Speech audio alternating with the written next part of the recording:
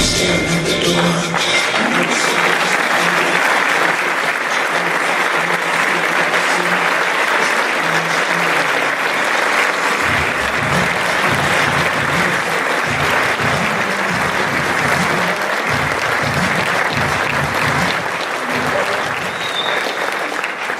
We started out with that video, even though it was made in 2015, because it has some old footage of when we were 5 and 8. I hope it gives you some perspective for the stories we're about to tell. I'm Catherine Adams. I'm the co-CEO of Paper for Water, and I'm 13 years old. And I'm Isabel Adams. I'm the other co-CEO of Paper for Water, and I'm 16. Welcome to EO XCentric Dallas. We're so excited to be hosting you here in the Big D. Alright, by a show of hands, how many of you are here today just to be entertained? That person raising their hand is my dad. He had a hard weekend travel with us, so we'll cut him some slack. So we'll assume the rest of you are hardworking entrepreneurs, always looking to learn something new and be challenged. You're always walking around with your learner's cap on instead of your knower's cap, always wanting to take a different angle and solve it a better way. That's how we define being an entrepreneur. Our Frederick Sacco defines it even more simply as someone willing to take accountability for outcomes. But what I want you to know is while we may not be successful as you, we're just like you. We breathe the same air that anything is possible, and we drink the same water that hard work and perseverance win out every time. When Isabel and I saw the schedule of events for EO XCentric 2019, we were excited to see that we were at the beginning of the first morning. We have learned that it is hard for adults to take us seriously, and being early in the morning made it less likely that you might skip out to go take care of a crisis back at the office. We were excited to get to speak in front of a room full of entrepreneurs, but still a little nervous. I mean, we're a couple of girls on stage in front of a bunch of successful adults. And I know there are a bunch of you out there saying, I've been running my third successful company longer than these girls have been alive. What are they going to tell me that I don't already know? So now that you understand where we're coming from a little bit better, I want you to know that we are a little countercultural for our generation. We are true believers in capitalism, and we realize that socialism is a failed experiment.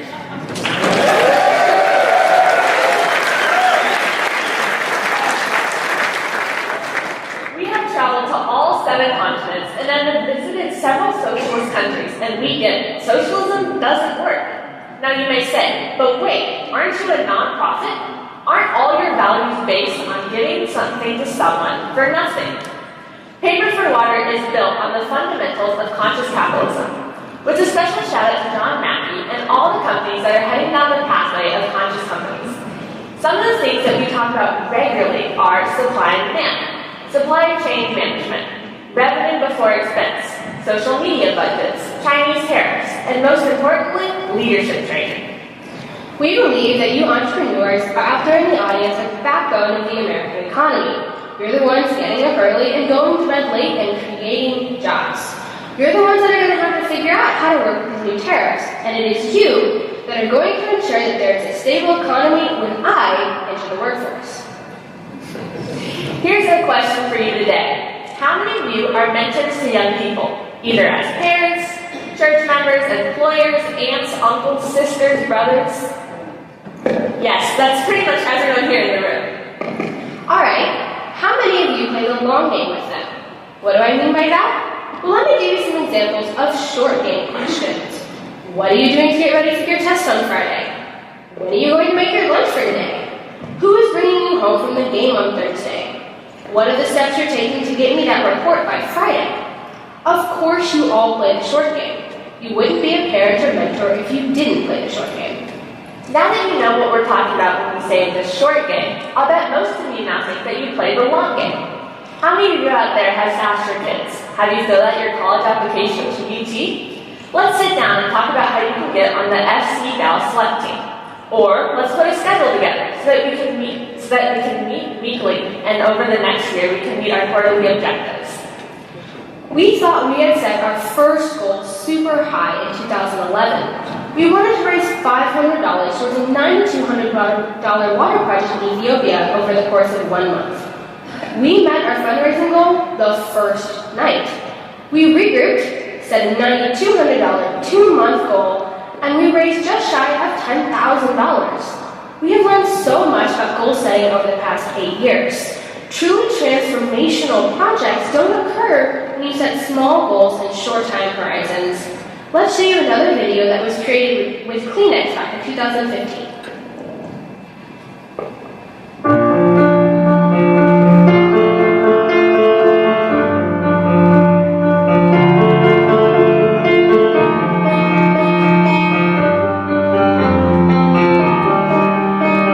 On the reservation, life is hard because no people have running water, no electric. I really want water for my kids. And it makes us feel bad because they want a shower and we don't have that. There is no water here. The barrels that we give out is like a barrel or two that's supposed to last them for a long time. The 2 barrels is not enough. Paper for Water is a non-profit volunteer organization that my sister Catherine and I started when we were 8 and 5. There are about 1.6 million people in the United States who lack access to running water.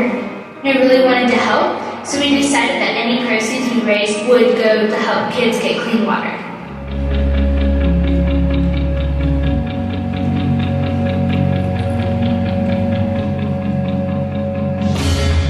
Today we have Big B, and we also have a lot of the local Navajo who are helping us do the project. The Duggars are an incredible family. They're active in their local community. Derek in particular is a very generous man. He volunteers his time quite often. We've snuck them out of the house on false pretenses, and we've installed this big water system while they're gone. For the first time, this family's going to experience something they've never had before. I'm very excited for them to come home.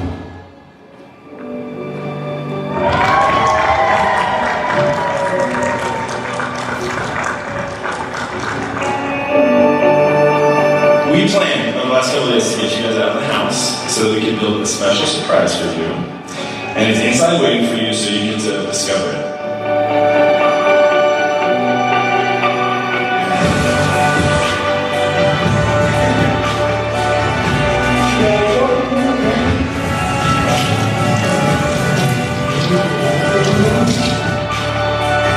We just wanted to come out here and help you guys get clean water, and it's just been really great, and I'm so glad that you guys have it now. Make things a lot easier for us to have running water.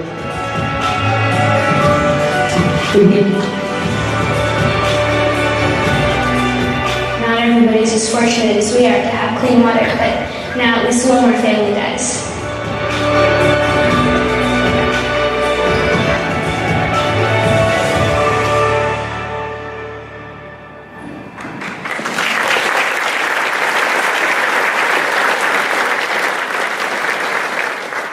If you're sitting next to my dad, see if he's tearing up. He's seen that video probably 1,000 times and still gets moved by it. Back in 2015, we learned about the lack of water on the Smith Lake Navajo Reservation. There are 250 homes without access to clean water. The project goals were lofty, and the timeline seemed too long. We questioned how we could get all the people on the Smith Lake Navajo Reservation clean water. In December of this year, it is highly likely that the last home on the reservation will receive clean water. That project took over 4 years to complete, and now over 1,000 people have access to clean water.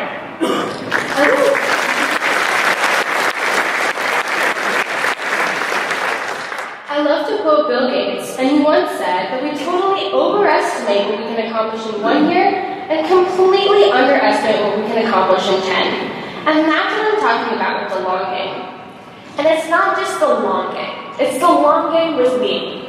Sure, you can set goals like getting on the select soccer team so you can get a college scholarship. I love soccer. I was on the middle school's team that won the citywide championship last year. I learned all about teamwork and perseverance.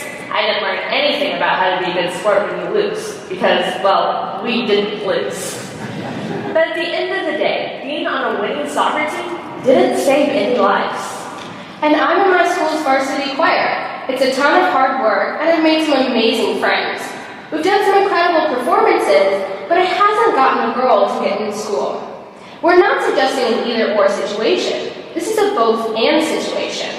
You can play sports and be a change maker. You can be in the school play and make a positive impact. What is a huge problem in your community? What is United Nations doing with their 17 Sustainability Development Goals? What is something that people are currently failing at changing?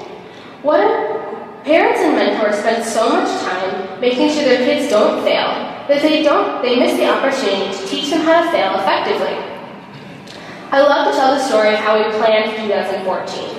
We had just come off a super successful 2013 where we had raised over $250,000.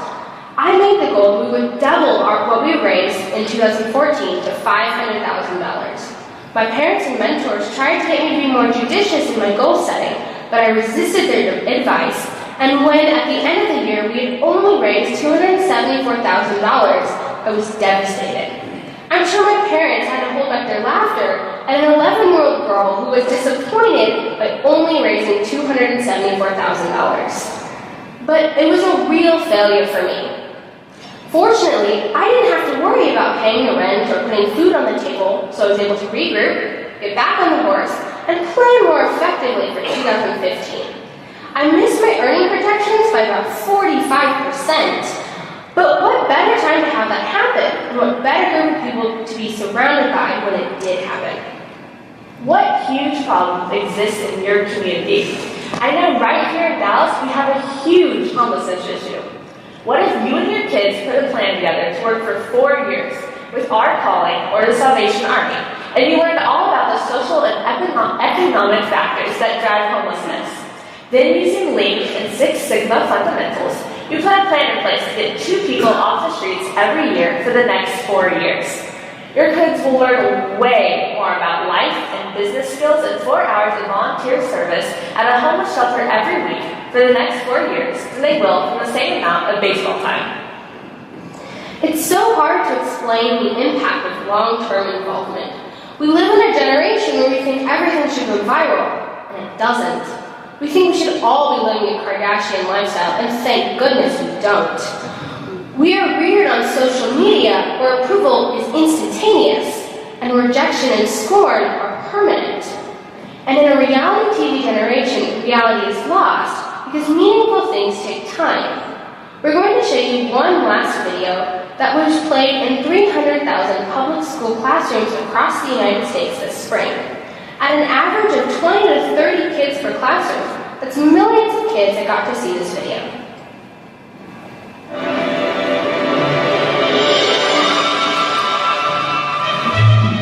If you want to do something in your community, it doesn't have to start out as this huge, massive project with really big vision or anything. You just have to start with an idea, something that you love, or some problem that you really want to change.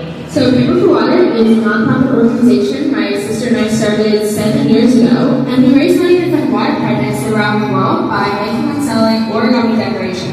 I'm Catherine Adams, I'm 13, and I live in Dallas, Texas. And my name is Isabel Adams, I'm 15, and I also live in Dallas, Texas. And we learned how to fold origami. And we also learned that a cow died every 15 seconds from unclean water. We wanted to do something about it. So we took something that we loved, which was origami, and we started taking donations from them. By the end of the year, we had raised over $10,000 and overfunded the whole well of Ethiopia. We are here in Ethiopia, and this is where our first well was put in. So the well we're at currently services the school, community, and the health center. We have a bunch of volunteers, and usually on an ornament, either one person will do it, or we'll have a group of people. There's no possible way we could do Paper for Water without them. There's just not enough hours in the day. We wouldn't be able to fold as many ornaments. We wouldn't be able to reach as many people. It's just impossible to do anything without them. In 2013, we became an official nonprofit, and since then, we've funded over 170 water projects and raised over $1.5 million. Our end goal is to solve the world water crisis, and while it's a huge goal, it's definitely doable. We have done an exhibit at the Asian Art Museum here in Dallas. We also have our ornaments in several stores around Dallas. Some of the biggest things I've learned is just how to interact with people on a whole other level. I used to be very shy. I'm not anymore. Adults are easy to speak of. Old people. Yes, they love you. Like being hard to carry. They love you. Our goal is to reach 20,000 subscribers on your YouTube channel, because at that point you can then start raising money using your channel, and that way we can start reaching even more people with clean water.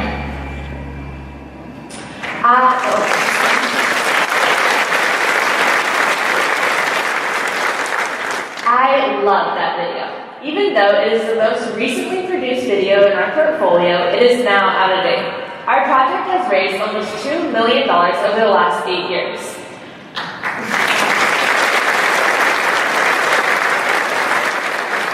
We've completed over 200 projects in 20 countries, and nothing has happened overnight.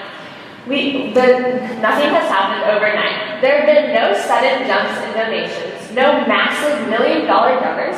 Even when our videos have reached 2 million views, Oprah still hasn't called us to be on her show. And Ellen hasn't surprised us with a $2 million check. Our parents and our mentors continue to encourage us to think big, to think long-term, and to have outcome metrics that are meaningful. We believe true success is measured by the number of leaders we are creating. We recently started our youth leadership program called the Changemakers Council. We're getting kids to think like entrepreneurs, and it is so amazing to see how successful these kids have become in growing our footprint. Our success will be measured in how many lives we save and how many kids, especially girls, we get in school. So, as we leave you today, we ask 3 things of you. 1, get out your phone, go on YouTube, and subscribe to our channel. And then tell your friends about us. 2, if you're in Dallas and are interested in coming to support our 8th annual event, go to paperforwater.org for more information. Thank you, EO.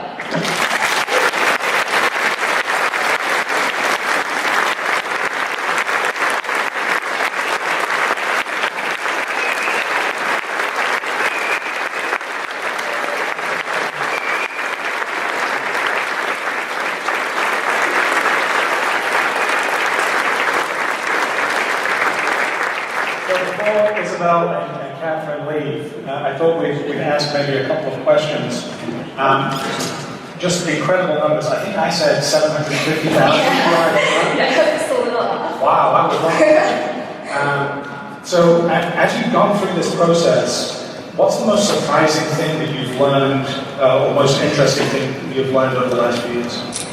I think one of the biggest things that I've learned is that kids have an amazing potential to enact real meaningful change in the world. And it's just, a lot of it's just getting kids to realize this, and then also getting adults to realize that as well. And for them to start really noticing that we do have huge potential and we can, in fact, really change the world. Fantastic. And one of the things I loved about one of the videos was that you were inspiring other people to go and do things. That part of your legacy was that you were getting other people to extend what it was that you were doing. Can you tell us a little bit about how some other people have taken your message and gone on to do other things? So this is one of my favorite things. We had a volunteer, and they came and volunteered with us for a while, and then they went and started their own thing. And they continued to give money back to us. But it was just really cool to see them branch out and actually start their own thing. That's awesome. And then the last thing, you said at the end of that last video that we all need to go and subscribe on your YouTube channel. Yes. Is that right? Yes. We can do that? Yes, we can. It's Paper for Water, like it's on it right now. They are absolute masters. Okay, one last time, please can we thank Paper for Water, Catherine, and